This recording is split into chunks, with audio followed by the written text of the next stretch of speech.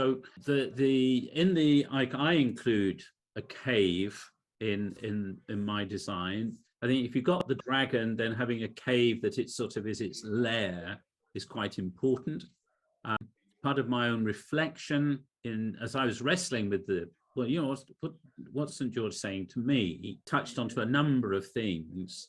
For example, to do with the inner child and the woundedness that we bring and the struggles in the hidden recesses of our memory, our psyche, and the way in which I think the real struggle against evil within ourselves is often something to be found in the hidden places.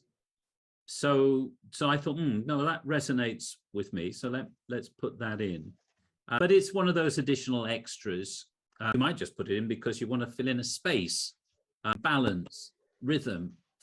So that's another reason why something might be there. So it's good to notice these things because it becomes part of the, it's what's in your backpack when you're... the horse kind of in tune with St. George, like wanting to also stamp on the devil because he's in conflict that the serpent has his tail around his foot, or is he just kind of bystander? Well, the horse is the mount of St. George. So you think of if you think of a trophy, it has a stand and it helps present the honor of the trophy. And so a knight on his horse, it gives the knight a dignity. And the presence of the horse in iconography comes in the Middle Ages. By the way, no came. Somebody want to turn their microphone off for a moment.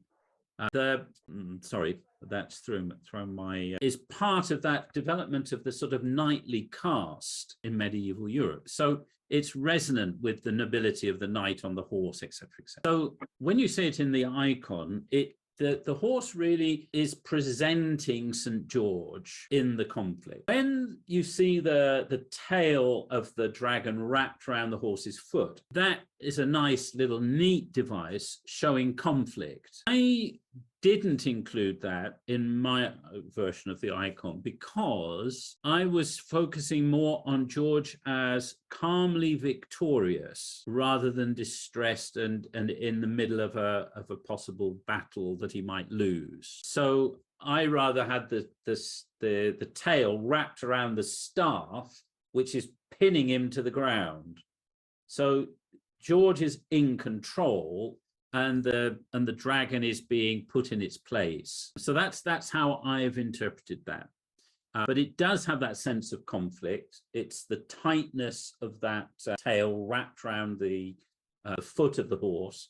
I prefer to put it around the spear because then again, the other thing was I don't want the horse to become more important than St. George. And if I were to have a sort of observation on a lot of iconography of St. George, people do get carried away with the horse. And I think that's an artistic thing, to be honest, because I think it's so much fun and it's so unusual and such an opportunity. And then, of course, you get people who are just in love with horses. So you put all that together and poor old St. George just ends up being sort of perched on the top. Anyway, that's probably a good introduction to today's presentation. As I say, I've sort of really condensed 2 or 3 weeks reflection in about 25 minutes. So there are gaps in that.